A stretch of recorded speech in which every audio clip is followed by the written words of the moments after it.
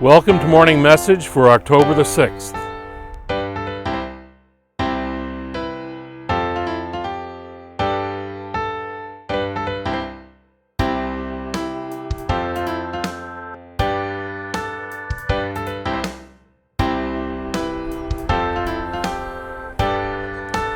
When I was about 14 or 15 years old, me and a group of my friends talked one of our dads into taking us to the beach one summer. It wasn't my dad who took us, and I'm not going to name the dad who took us because it's kind of an embarrassing story for him.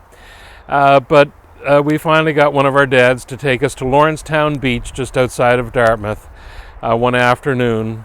And I think the reason we wanted to go was it was just after a storm, so we knew the surf would be up. And in fact, the surf was up. It was an amazing afternoon of playing around in these huge waves. It was probably dangerous. We probably shouldn't have been there. But back then, lawn darts were still available. You could still buy those at the store. So we didn't think too much about the danger that we might have been in because of this wonderful surf at Lawrencetown Beach. And this particular father who brought us to the beach, he sat up on the rocks watching us for a while, and we grew tired after about an hour or so, and decided to sit down. And that's when he decided to go into the water, and we watched from the rocks this guy go into the water.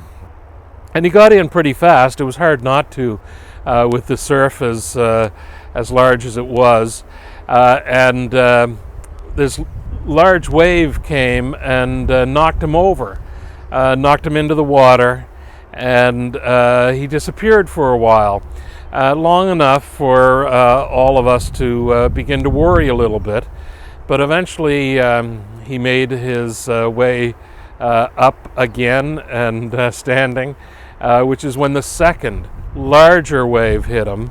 And this also took him under the water, and he disappeared for some time, again long enough for us to begin to worry. And when he stood up this time, he no longer had his swimming trunks on, which caused great laughter for us. He did manage to retrieve his trunks eventually and kind of sheepishly made his way back onto dry land and up under the rocks where we were, where we probably teased him, and all the way back home continued to tease him about what had happened.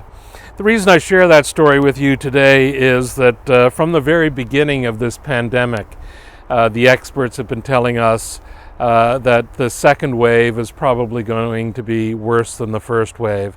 And certainly evidence from various parts of the world seem to suggest that we, or at least in those parts of the world, the second wave has begun, is well underway in some places, and in fact it is turning out to be more widespread and seemingly more dangerous than the first wave. Effective treatments and a vaccine haven't really been fully developed yet, and so we continue to worry. We're in this place.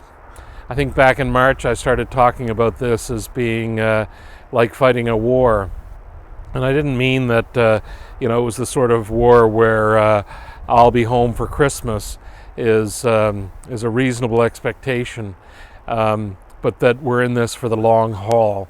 And that means more than weeks and more than months and maybe more than a year.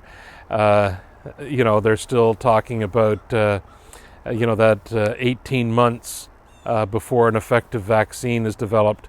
We seem to be on track for that anyway. I say all that to remind us of the importance of keeping our circle small, following the advice of the health experts, and continuing to be supportive of one another in the midst of all of this, remembering that we are indeed in this for the long haul, to try and keep one another safe, and to somehow try and encourage people who are being stupid to be less stupid.